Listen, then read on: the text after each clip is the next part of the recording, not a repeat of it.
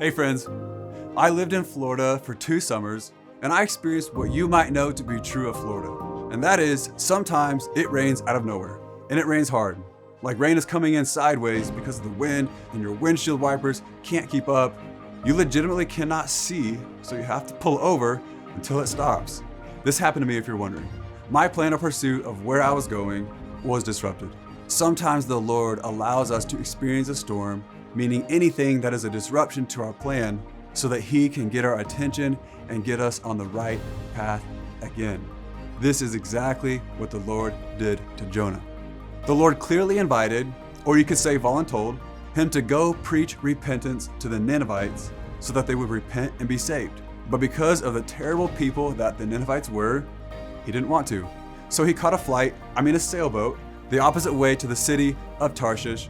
This was not at all God's plan, and God knew that He has so much better in store for Jonah and so much more purpose for him to operate in. And so, in Jonah 1 verse 4, it says, "Then the Lord sent a great wind on the sea, and such a violent storm arose that the ship threatened to break up." So because of Jonah's rebellion and because of God's love for Jonah, He did something that would get his attention. It would alter and even ruin his plan to escape God's will so that Jonah would have another opportunity to get it right. As you may know, Jonah is thrown overboard to calm the sea. He is swallowed by a whale to be spit up 3 days later on the beach, where Jonah will now begin obeying the will of God for him to go preach to the Ninevites. And he did exactly that.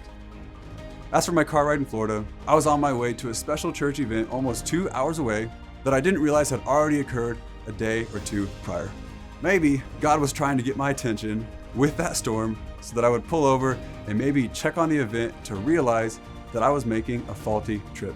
What you might see as a problem could actually be God's provision to get you back on the right track.